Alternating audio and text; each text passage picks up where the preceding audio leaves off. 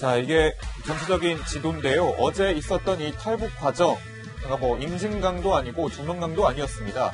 바로 군사 시설이 밀집한 바로 이 공동경비구역이었던 거죠. JSA. 예, JSA입니다. 이 판문점인데요. 지금 제가 손으로 가리키는 이 루트로 어제 북한 병사가 탈북해온 겁니다. 자, 공동경비구역으로 떠나보겠습니다. 지금 우리가 익히 영화에서도 TV에서도 자주 봤던 이 모습을 좀 다 기억하실 텐데요.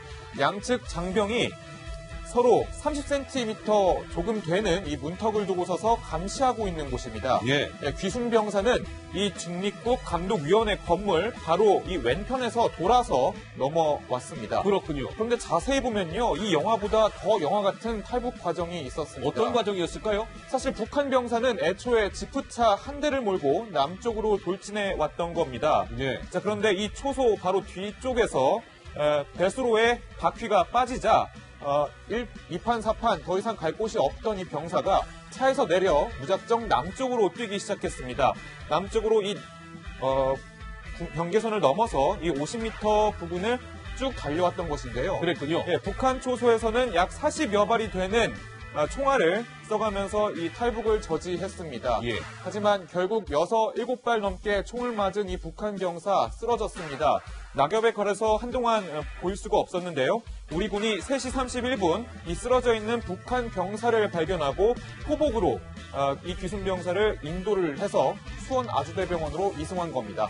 목숨 건 탈북 과정의 전말이었습니다. 그렇군요. 강병규 기자의 깔끔한 설명이었습니다. 예. 이 귀순병사가 당초 이제 군사 분계선을 북쪽에서 이제 남측으로 넘어올 때 막 뛰어서 도망쳐 온 줄 알았는데 그게 아니었던 거죠. 차량을 이용했고요. 차량이 이제 도랑에 빠지면서 차량을 이용할 수 없게 되자 차량을 버리고 뛰어서 남측으로 넘어왔고 그 과정에서 이제 충격이 있었던 겁니다. 자, 먼저 노은지 기자. 어제 사실 지금 이름도 몰라요. 이 북한군 병사 이름도 모르는 상황인데 어제 정말 이송 과정은 한편의 영화와도 같지 않았습니까? 굉장히 긴박했죠? 그 네. 영상을 저희가 입수했죠? 영상을 예. 입수해서 영상을 보면서 좀 설명을 드리도록 하겠습니다. 상당히 긴박하게 지금 이제 병원으로 막 이송해서 도착이 된 모습인데 예. 헬기로 이송을 했고 저렇게 급하게 응급실로 이제 직행을 하는 모습이었는데요. 그렇군요. 사실은 이국종 교수 이제 석태균 선장을 구한 것으로 유명한데 뭐 저런 좀 위중한 상황에서의 수술을 집도하고 상당히 유능한 그런 의사로 알려져 있죠. 그런데 이제 저런 식으로 급하게 수술이 이루어졌고 뭐 초기 조치는 잘 돼 있다 이런 소식이 전해졌었는데 예. 어제는 사실 생명에 큰 지장은 없다라는 소식이 전해져서 좀 약간 다들 이제 안심을 한 상황이었는데 오늘은 뭐 집도의 얘기를 들어봤더니 상태를 낙관할 수는 없다 이런 얘기를 하더라고요. 네, 저희가 이국종 교수의 얘기를 직접 한번 들어봤는데요. 그 목소리 한번 듣고 오시겠습니다. 심영상 어디에 입었어요? 내장이 많이 파열됐어요. 내장 어느 내장이 좀 되게 많이 내장이 다발성으로 7군데 이상 파열됐어요. 그러면은 상태가 너무 안 좋을 때는 2차, 3차 수술을 계속 할 때마다 열부 닫고 할 수가 없기 때문에 그냥 열어놓는 거예요. 약을 지금 어마어마한 양을 쓰고 있거든요. 감염도 막아야 되고 지금 또 그 말씀드릴 수 없는 굉장히 근데 당초 알려진 것보다는 굉장히 상태가 위중한 것 같고요. 뭐 방송에서 이런 말 해도 될까요? 장기가 이렇게 겉으로 노출이 돼 있는 아주 위중한 상황이라는 소식까지 좀 전에 전해졌습니다. 자, 그런데 강병규 기자. 네. 이 부분을 좀 짚어봐야 될 것 같은데 3시 30분경에 이제 총상을 입었어요. 이 네. 북한군 병사가. 그런데 우리가 북한군을 발견한 시간이 56분입니다. 네. 그렇죠? 네. 그러면 3시 반에서 3시 56분 하면 26분이에요? 왜 이렇게 시간이 오래 걸린 겁니까? 그러니까 인도를 하는데 25분 정도의 소요 시간이 걸린 건데요. 이제 3시 31분에 일단은 발견을 좀 시작했을 때는 이 넘어온 북한 병사가 이제 낙엽에 가려서 잘 보이지 않았다고 합니다. 예. 왜 우리 일반적으로 생각했을 때 인민군복 하면은 되게 낙엽 색깔 생각하시잖아요. 예. 그 색깔에 묻혀서 잘 보이지 않았던 거죠. 근데 일단 식별을 했는데 일단 북한 쪽에서 이제 계속 더 사격을 할 수 있으니까 약간 천천히 포복으로 이동을 해서 25분 만에 이 북한 이 병사를 인도를 했다라는 게 국방부의 설명인데요. 네. 이제 그러면 뒤늦게 이 사람이 귀순한 거를 알아차린 거 아니냐 많은 지적들이 있었잖아요. 네. 그걸 의식해서인지 오늘도 이제 합참 쪽에서 추가적인 발표를 했었는데요. 그렇군요. 국방부 정례 브리핑에서 이렇게 얘기를 했습니다. 뭐라고 발표했습니까? 일단 그동안 이제 차를 타고 지금 초소 근처로 오는 거, 그러니까 북한에 있을 때 어떤 이동 상황들 모든 것을 경계 시스템으로 추적을 했다. 예. 그리고 꾸준히 관리하면서 상황을 지켜보고 있었다. 이렇게 해명을 했습니다. 알겠습니다. 합참에서는 뭐 다 그 과정을 면밀히 지켜보고 있었다는 게 입장이었습니까? 강병규 기자? 예, 짧게 그렇습니다. 요약하자면 그런 거죠? 짧게 요약하자면 뒤늦게 알았다. 그런 게 아니라 기존부터 지켜보고 있었다. 이렇게 얘기를 한 자, 거죠. 그러면 이희루 국장께 질문을 이어서 드리겠습니다. 자, 만약에 그렇다면 오늘 송영무 국방부 장관이 국회에 국방위에 출석을 했는데요. 그 화면을 김 PD 한번 좀 보여주실까요? 송 장관이 이렇게 얘기했습니다. 만약에 준비가 면밀하게 잘 되어 있다면 이런 얘기할 필요가 없었을 텐데요. 상황 보고가 지연된 건 사실이다. 죄송하다라고 사과했는데 저 부분은 어떻게 보세요? 일단은 군의 보고 체계에 대해서 이해를 하실 필요가 있습니다. 네. 군의 보고 체계는 최초 보고, 중간 보고, 결과 보고 이 세 단계로 이루어지는데 아마도 총소리가 막 발생을 했을 때 예. 그 총소리는 나는데 이것이 어디서 무엇을 향해 사격을 했는지 그에 대한 파악을 하는 것이 일단 현장 부대에서 그 관련된 파악하는 데 시간이 약간 걸렸을 겁니다. 아, 그렇군요. 지금 앞서 지도가 나왔는데 그 지도에서 보시면은 이 귀순 병사가 달려왔던 것이 그냥 완전히 개활지 평지가 아니라 약간 산악 지형처럼 그 구릉 지역으로 돼 있는 언덕이었고요. 예. 중간에 콘크리트로 돼 있는 계단도 있었고요. 네. 그다음에 나무와 풀이 굉장히 많았습니다. 평지가 아니라는 얘기군요? 예, 그렇기 예. 때문에 여기에다가 북한군 초소에서 이 병사에게 이 숲을 가로질러 오는 병사에게 사격을 했기 때문에 이 병사의 위치가 어디 있었는지 실제로 이 병사가 뛰어오고 있는지 그 여부조차도 안 보였을 가능성이 있습니다. 예. 그래서 초동 조치를 했던 그 현장 대응 부대에서는 총소리가 어디서 나는 것인지 어디서 쏘는 것인지 예. 어떤 일이 있었는지 그것을 파악해야 되기 때문에 그 파악하는 데 시간이 약간 오래 걸려서 추초 보고가 약간 지연됐던 것이 생각을 해볼 수 있습니다. 예, 알겠습니다. 근데 그 강병규 기자 오늘 그 송영무 장관이요. 또 오늘 국방위에서 한 얘기가 있는데 화면을 한번 보면서 얘기하죠. 이제 대응을 제대로 못했다라는 자유한국당 정진석 의원의 저 질의에 송 장관은 정상적이지 않았다라고 인정을 한 겁니까? 어떻게 봐야 되는 거죠? 좀 상황을 예. 좀 설명해 드리면요. 일단 북한군이 쏜 게 한 40여 발 정도 된다고 합니다. 그런데 일단은 이국종 교수의 말 들어보면 이 몸에는 6, 7발 정도 되는 그런 총알이 박혀 있었다 이렇게 얘기가 나오는데 그러면 정진석 의원이 나머지 30발 정도는 우리 쪽을 향한 거 아니냐. 예. 그렇게 문제 제기를 한 거죠. 그러니까 우리가 좀 우리 쪽으로 이제 총알이 날라오는데 이것에 대한 대응이 좀 미비했던 거냐 따지게 된 거고요. 예. 또 이에 연장선으로 정진석 의원이 피탄 자국이 우리 초소에 있냐, 우리 측에 좀 박혀 있냐 했을 때 송영무 장관이 일단 있는 것으로 안다 이렇게 대답을 하면서 예. 이런 상황이 정상적이냐고 다시 정진석 의원이 물어보니까 정상적이지 않다 이렇게 인정하게 된 거죠. 근데 이제 이 부분을 좀 짚어보겠습니다. 아까 평지가 아니었다라는 이희루 국장 설명을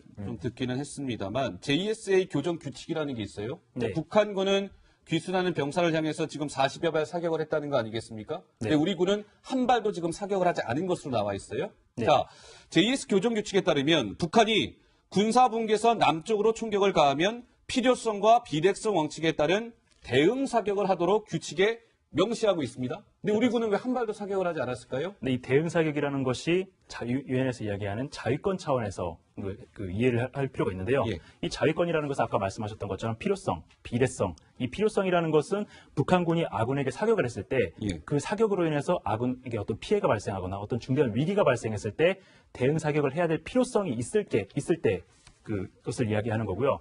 비례성은 만약에 40발을 사격했다면 40발을 쏴야 되는데 많은 국민 여러분들께 생각하시기에 북한군이 우리 쪽을 향해서 40발을 쐈기 때문에 우리도 쏴야 된다라고 생각을 하는데 북한군은 애초부터 이 병사를 추적을 하면서 네. 이 JSA 안에 반입이 금지되어 있는 자동소총을 들고 왔던 상황이었고 예. 그 당시에 여기 있었던 우리 가장 가까이 있었던 경비병들은 자동소총이 아니라 정전협정 규정에 따라서 권총만 휴대하고 있는 상황이었기 때문에 만약에 현장에서 즉각적으로 대응 사격을 했다면 화력에서 밀려서 아군의 병사들이 피해가 발생했을 가능성이 있습니다. 네. 그런데 이제 합참에서 이 논리를 좀 보충하기 위해서 추가적으로 이제 발표를 한 게 있는데요. 아, 한 그렇습니까? 3시 40분 정도에 3시쯤에 이제 브리핑을 다시 했었는데 이런 네. 얘기를 했습니다. 우리 쪽으로 날라온 피탄 흔적이 아직까지는 확인되지 않았다 얘기를 했던 거예요. 그러니까 우리 측이 굳이 이렇게 나서서 대응을 해야 된다는 주장을 좀 반박할 수 있는 논리가 되는 거죠.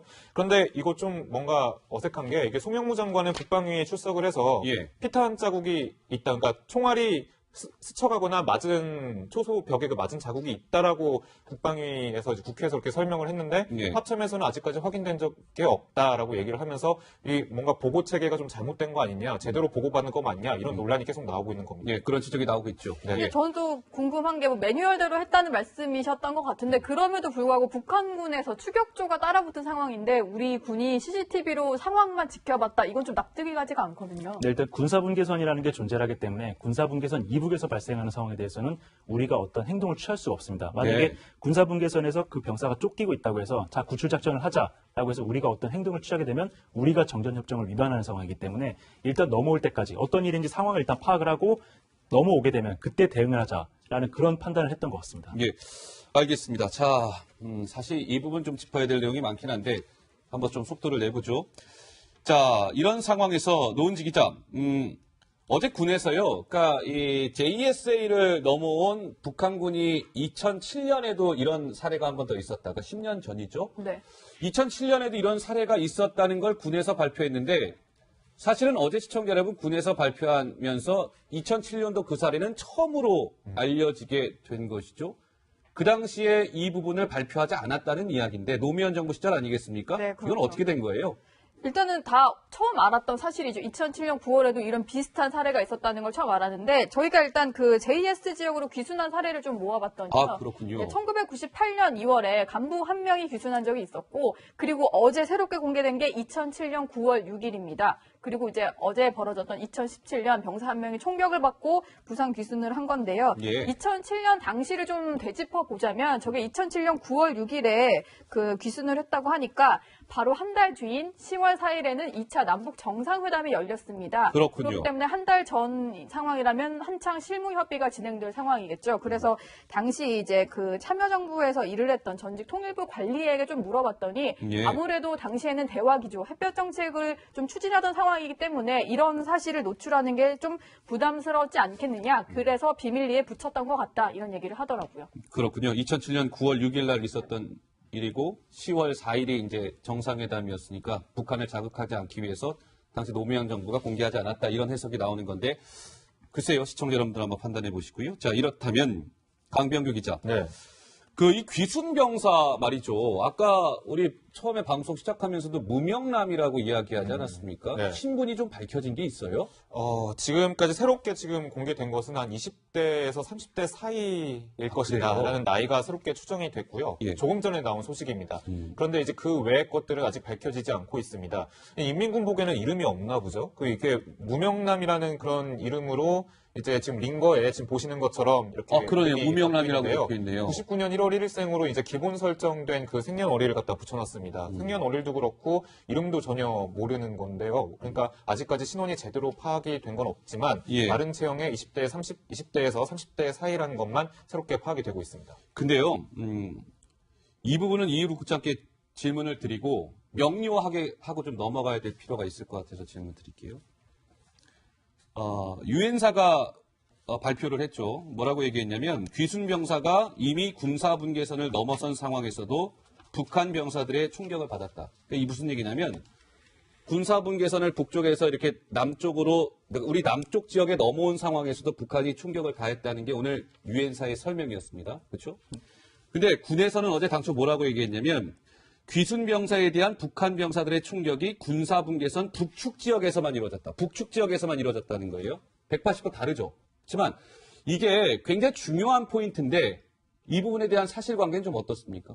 일단 상황 보고 체계가 약간은 달랐던 것 같은데요. 그 현장에는 우리 유엔사 경비대대, 그 1사단에서 1군단에서 관리하는 그 JS 경비대대가 있는데 이 경비대대가 최초에 어떤 보고를 했을 경우에 중간 보고 라인에서 뭔가 해석의 차이가 좀 발생을 했던 것 같습니다. 예. 일단 사건이 발생했던 것은 해당 초소에서 관측을 했을 것이고 그 관측 보고는 그 보고 계통을 따라서 계속 올라갔을 텐데 아무래도 우리 측에서는 그 지금 점점 그 한반도 정세가 좀 그 안 좋은 쪽으로 에스컬레이션이 되고 있는 그 상황을 약간 좀 관리할 필요가 있었고요.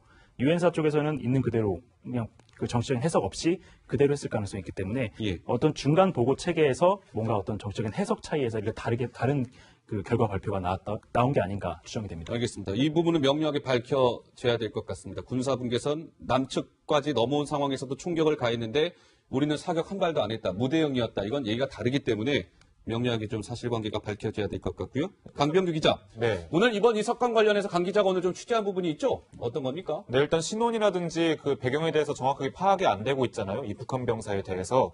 그래서 이제 추측할 수 있을 만한 게 사실 JS에서 근무했던 남한군 병사들의 얘기입니다. 그렇군요. 직접 북한군한테 본인의 출생선분 뭐 이런 것들 들었다라는 그런 JS 병사들 출신 한국 사람들의 그런 말들이 있는데요. 네. 제가 직접 전화를 통해서 좀 취재를 해봤습니다. 한번 보시죠. 자기네는 대부분 다 김일성 대학 출신들이다 이렇게 얘기를 많이 했고요. 네. 그다음에 자기네도 뭐 굉장히 특별하다, 자기네 존재들이 특별하다는 얘기는 많이 했었습니다. 부모님은 잘 계시냐, 뭐 가족 구성은 어떠냐라는 질문은 많이 들어왔었죠.